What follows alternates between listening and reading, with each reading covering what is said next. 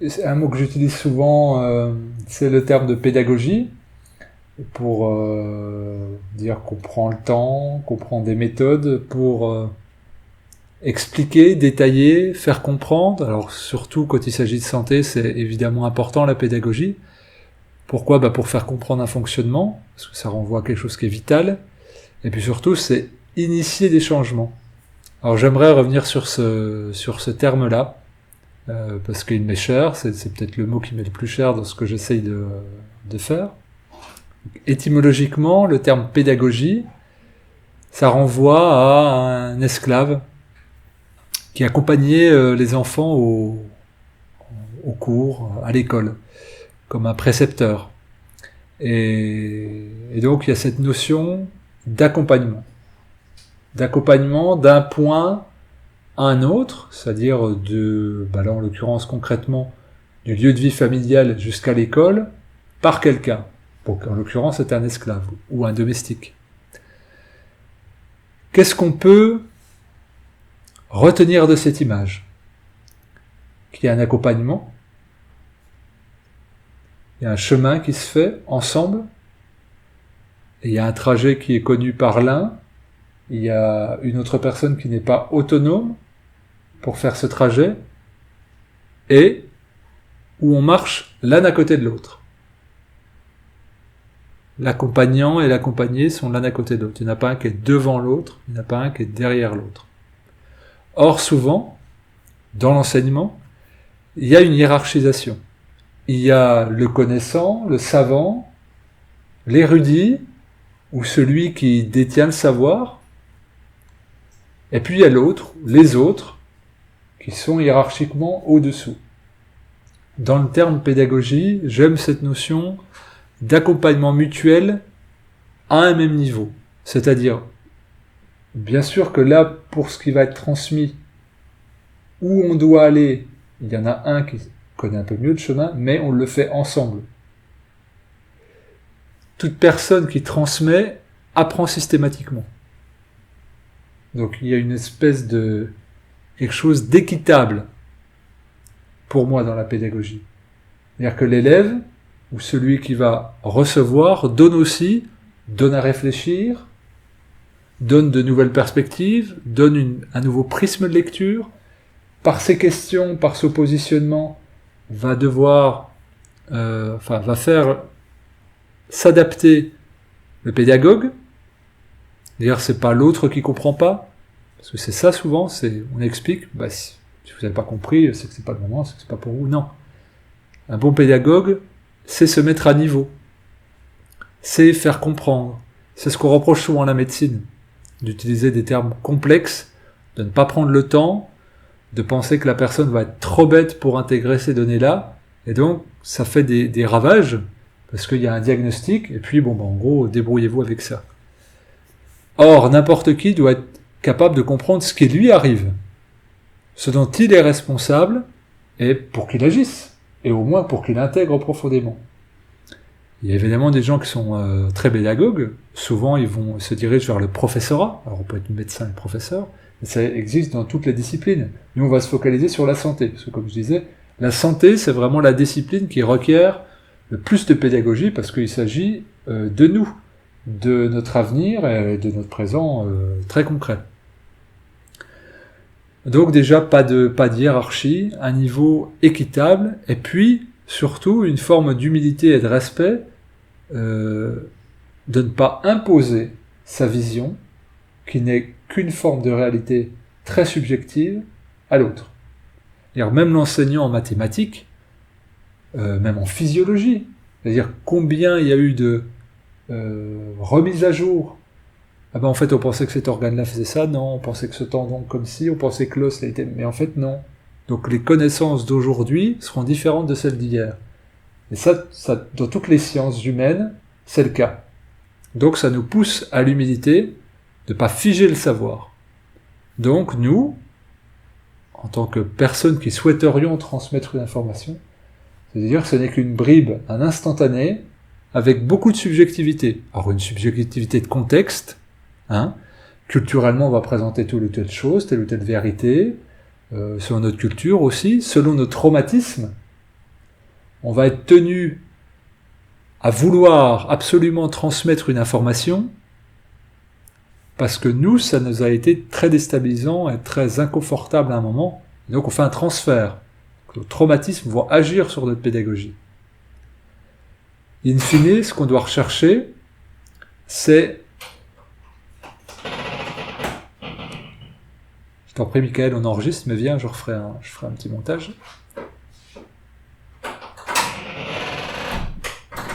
C'est une causerie sur la pédagogie.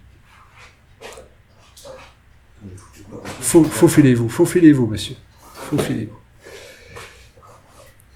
Donc au final, ce qu'on recherche sur la transmission pédagogique, c'est de ne pas transmettre du savoir, mais de donner envie.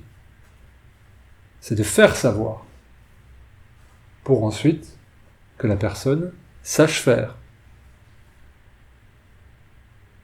L'enseignement véritable, c'est ça. Si on ne donne pas quelque chose d'acquis, on pousse à la réflexion, et je dirais on enseigne plus par question qu'autre chose. Nous tous, on souhaite transmettre autour de nos proches ce qu'on aime, les vertus de ce qu'on pense être une vérité sur la santé. C'est-à-dire, mais c'est super telle alimentation, c'est super telle technique respiratoire, c'est super telle chose, tu devrais essayer. Mais si, et on pousse la personne à s'intéresser. Alors comment on veut œuvrer de manière pédagogique ? Généralement, c'est très maladroit. Plus on veut bien faire, plus on fait mal, souvent. Eh bien, c'est de se dire que même si on pense dans notre tête que elle a rien compris, elle est trop nulle, eh bien, on va quand même se dire, j'étais dans cette situation il y a quelques mois, il y a quelques années, et j'aurais pas aimé qu'on me dise que j'étais trop nul ou que j'ai pas compris. Plus que par le jugement, l'empressement, l'imposition, eh bien, ça va être en questionnant sur la réalité que vit la personne. Est-ce que tu trouves satisfaisant ? Est-ce que tu trouves que c'est ok ? Que penserais-tu d'eux ? Et par l'expérience. Là, il y a, je ne sais plus qui d'entre vous disait comment on peut faire pour faire arrêter le gluten à une personne. Comment la convaincre ? Quels sont tes arguments ? Eh bien, le meilleur argument, c'est tu es convaincu que le gluten est un effet de mode et que ça ne fait rien, d'accord. Sur les dizaines de milliers de jours que tu vas vivre dans ta vie, je te propose que pendant 10 jours, tu l'exclus totalement. Et je te propose au bout de ces 10 jours de le reprendre beaucoup. Et si tu constates quelque chose sur toi, ensuite on échange. Et je pourrais te donner mon point de vue, je pourrais te donner des références de livres, des références de documentaires, références de vidéos, ou t'inviter à une conférence, ou te parler de la naturopathie sur laquelle tu as beaucoup de préjugés. Et là, on est dans la pédagogie. On est dans l'accompagnement. On n'est pas dans la posture, et franchement, dans une discussion, quand il y en a un qui a un point de vue et l'autre un point de vue inversé, c'est très rare que dans une conversation, la personne dise « Ah bah oui, finalement, je crois que c'est toi qui as raison ». Très difficile d'accéder à ça. Donc, on ne peut qu'inviter, on ne peut qu'être en accompagnement de la personne là où elle est, et on aime aussi qu'on fasse de même pour nous. Je rejoins la notion de pédagogie à la pratique de l'aptonomie. On va dire, c'est bizarre, ça n'a rien à voir. L'aptonomie, c'est la communication entre deux êtres, généralement un fœtus au niveau intra-utérin, et sa maman, et ou son papa. Et ça se poursuit après la naissance, jusqu'à 9 mois. Et toutes ces techniques visent à être mis en contact et accompagner de la main le mouvement de l'enfant, pour pas le prendre comme un sac de riz, simplement pour lui mettre une pression, et attendre son invitation au niveau du corps pour pouvoir déclencher les mouvements. 50-50, le respect. Et donc moi c'est ça. C'est je me mets au contact de la personne, non physique, on comprend, et en fonction de son mouvement, de sa capacité à bouger, de son rythme, je vais moi aussi donner un élan, mais qui est dans le prolongement. Je ne peux pas pousser si la personne résiste, comme un âne. Ah, ça bouge pas. C'est lui qui doit bouger, c'est pas nous qui le poussons. Eh bien, nous, sur nos principes, nous sommes arc-boutés comme des ânes, à penser à avoir touché nos limites, à avoir des principes et à avoir une vérité. On est tous comme ça. Si nous avons une personne en face de nous qui nous respecte, qui nous dit « c'est toi qui décides, c'est toi qui donnes le tempo, je me mets à ton rythme, je t'accompagne ». Évidemment qu'on a envie. On se sent respecté, et si un jour on dit « stop, stop, stop, c'est trop », eh ben on sait que la personne freinera. La vraie pédagogie, pour moi, c'est celle-là. On va pas prendre un kidam de la rue qui mange n'importe comment, faire manger hygiéniste, par exemple. Dire, mais qu'est-ce que c'est que ces foutaises? Et combien d'entre vous m'ont dit, bah, ça, je pensais que c'était tordu, et même le jaune, et même si, ça s'est fait avec le temps une gradation. Et tant mieux, je dirais, quand il y a des résistances, c'est qu'il y a de la prudence. Et c'est qu'on a notre rythme intérieur. Et il y en a qui sont très impulsifs, qui passent, on va dire, du noir au blanc très facilement, et il y en a d'autres, des modérés, eh bien, qui ont besoin de temps, qui ont besoin d'expérience, de certitude, d'être posés, de repères, d'être rassurés, d'ingurgiter beaucoup d'informations avant de pouvoir passer à l'acte. Et il y en a d'autres, c'est dès que ça leur parle, ils passent à l'acte, et ensuite, éventuellement, ils se documentent. Donc, on est tous différents. Et le pédagogue, c'est celui qui se met en rapport intime avec la personnalité de l'individu et qui adapte son discours. Et qui adapte aussi ses pratiques. Et donc, que nous soyons enseignants prétentieusement, ou que nous soyons simples compagnons, amis, rencontres opportunes, eh bien, nous avons toujours l'occasion de transmettre des choses qui nous tiennent à cœur et qui pourraient apporter des fruits vertueux à notre interlocuteur. Et comment on va agir? De cette manière-là, je le pense. Et ainsi, la personne sera respectée, 50-50. On ne se sent pas pris en otage, on ne se sent pas jugé, on ne se sent pas inférieur. Qu'est-ce que c'est que la réalité? Qu'est-ce que c'est que la vérité? De mon point de vue, mais c'est pas une invention de ma part, c'est la somme de toutes les subjectivités du monde. Assumons notre subjectivité et que ce que nous pensons n'est absolument pas la réalité, mais notre réalité. Partant de là, tout ce qu'on dit, ça sera « je pense, je crois, il paraît que ». C'est pas « je sais, c'est sûr que, il faut que ». Ça n'a rien à voir dans la façon de se présenter. Or, le contenu peut être le même, mais sur l'intention, ça n'a rien à voir. Tu penses ça, d'accord, moi où j'en suis, je pense ça. Mais il n'y a personne qui dit « je sais ça ». C'est très prétentieux de dire « je sais » et c'est comme ça. Donc on laisse des portes ouvertes, et là le dialogue est permis. Et on n'est plus dans un conflit, dans un rapport où l'un rentre dans l'autre, puis chacun repart chez soi frustré ou énervé, et en fait, on a parlé pas pour échanger, pour répondre à l'autre, mais en fait pour se conforter nous-mêmes, comme un concours de coq, ou alors quand vous avez tous vu comme moi des dizaines et des dizaines de débats politiques, je n'ai jamais vu un homme politique dire « Ah, c'est vrai ce que vous dites, je n'y avais jamais pensé » à un candidat adverse. Jamais.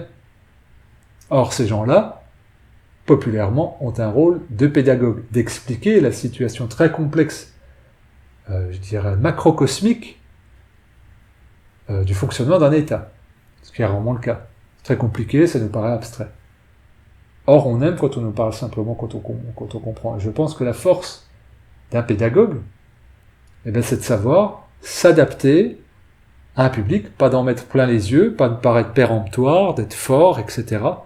C'est au contraire d'être fluctuant, enfin voilà, de savoir adapter, de prendre des mots, prendre le temps, répéter à l'usure, pour que ça soit compris, et qu'à un moment donné, la personne se dise « c'est moi qui décide de changer ». On m'a pas forcé.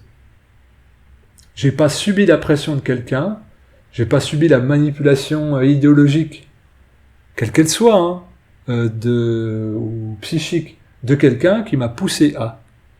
Je me suis senti libre de choisir à un moment donné. Et je vais faire la même chose sur les autres avec grande douceur, quand bien même j'aurai une immense frustration à ce que mon compagnon ou mes parents ne suivent pas le chemin que j'ai trouvé qui est très bon pour moi.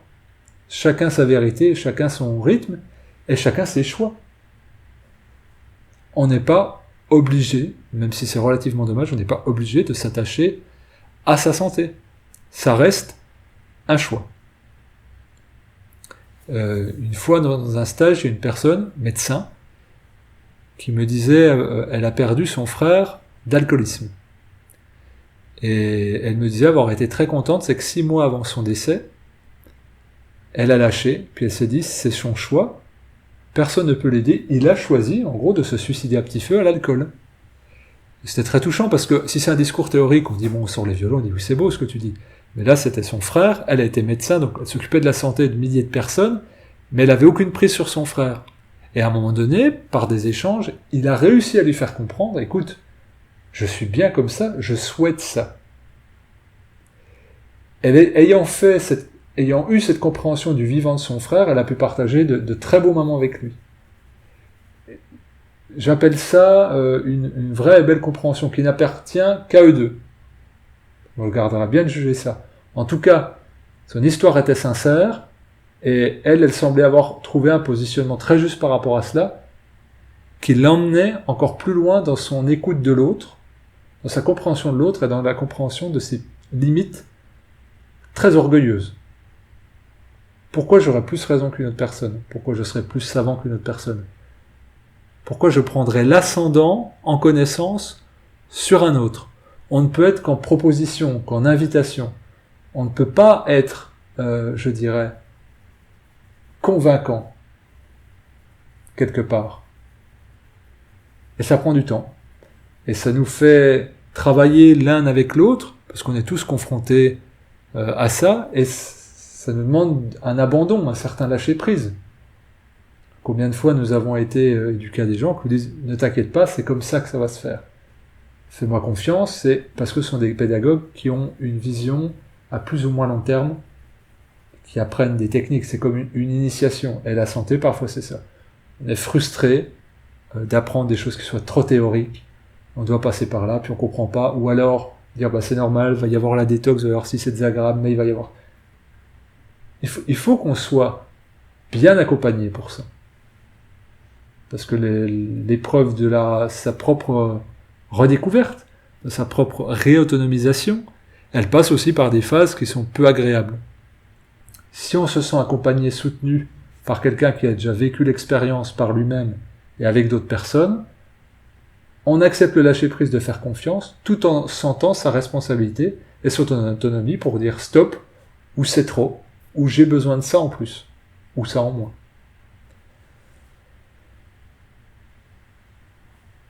Je dirais qu'on soit parent, qu'on soit enseignant, qu'on soit ami, qu'on soit amoureux, qu'on soit enfant, eh bien on est tous à notre manière des pédagogues. Sauf que les principes de transmission d'informations, ils se font plus par mimétisme que par vraie intégration de cette valeur-là, de la pédagogie, de l'accompagnement et de la frustration du temps qui sépare le souhait de voir une personne se réaliser et sa réalisation potentielle. Il se peut que rien n'arrive. Et c'est pas grave. On plante, si ça pousse, on est heureux, si ça pousse pas, c'est pas grave. Mais on a fait 50-50. Avoir la prétention de savoir plus que l'autre, d'être plus intelligent que l'autre, d'être plus rapide que l'autre, d'être plus clairvoyant que l'autre, c'est prendre le pouvoir sur l'autre. Et c'est faire quelque chose de vitesse, presque, de classe. Les savants et les ignorants. Or, on peut tous se faire mettre en défaut très rapidement par quelqu'un qui appréhende la vie par un autre bord et qui nous laisse comme un enfant désarmé, ou quelqu'un qui parle une langue étrangère dans un pays qui n'est pas le sien et où on est inapte à la communication. On peut tous se faire désarçonner très vite. Donc il faut revenir à quelque chose d'assez humble, se souvenir de ce terme de pédagogie comme d'accompagnement, de chemin commun, équitable, l'un à côté de l'autre, et puis se dire qu'en plus, rien n'est immuable. La vérité d'un instant succède à une autre. Par exemple, ce que vous aviez trouvé d'intéressant pour votre santé il y a 5 ou 10 ans, peut-être que c'est loin derrière vous.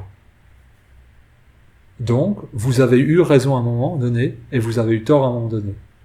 Ce qui fait qu'on a eu raison à 100%, c'est de s'écouter, de choisir les bonnes sources d'informations, les bonnes personnes pour transmettre, et à un moment donné, d'avoir eu le libre arbitre et l'humilité, l'absence d'ego et d'orgueil, d'évoluer, de changer, de remettre en question, pour continuer à avancer. Tous les principes figés. Pour ça, il faut faire ça. Vous allez tout comprendre avec ça. Tout guérir comme ça. Tout comprendre, tout ça. C'est mortifère. La vie, c'est l'évolution, la modification, le changement. Il est impossible, irrespectueux et incorrect et anti-pédagogique de dire « vous allez tout comprendre en lisant ce livre ». Vous allez tout savoir en regardant cette vidéo. Vous allez tout guérir en comprenant ce principe. C'est mortifère. On fige la vie en parlant ainsi. Je vous propose des pistes de réflexion pour comprendre que. C'est-à-dire, je suis dans la vie. Je n'ai pas lu tous les livres, je n'ai pas compris tous les discours, je n'ai pas été voir tous les enseignants, je n'ai pas vu toutes les cultures, je n'ai pas vécu à toutes les époques. Donc, je ne peux pas dire, je ne peux pas fermer et enfermer le savoir. Je ne suis qu'une portion subjective de ce savoir et temporelle. À l'instant où je parle, avec ce que je sais, ma subjectivité, mon vécu, les émotions qui traduisent ça, c'est-à-dire mes traumatismes, mes envies, je dis cela. Et donc, avec toutes ces choses bizarres, l'autre va recevoir, mais il ne va pas recevoir que notre information, il va en recevoir plein d'autres, et il transformera tout ça en sa réalité et en sa vérité. Et aussi temporelle qui va bouger. Et donc nous nous accompagnons de bons pédagogues et nous devenons des bons pédagogues quand nous avons au moins cette certitude d'évolution et de savoir non figé. Et quand on va avec cette intention-là vers l'autre pour lui transmettre une information, puis surtout pour nous, pour se l'approprier, c'est beaucoup plus doux. Ça paraît plus long parce qu'on veut tous une méthode prête à l'emploi pour que ça aille plus vite, mais ça n'a jamais fonctionné comme ça, ou si ça fonctionne comme ça, là aussi, on ne se retrouve pas dans un élan de vie, ou alors on n'est plus dans le libre arbitre, on est dans un conditionnement et dans une boîte dont on va vite sentir les limites. Voilà, j'espère que ça vous a parlé, parce que c'est quelque chose qui me tient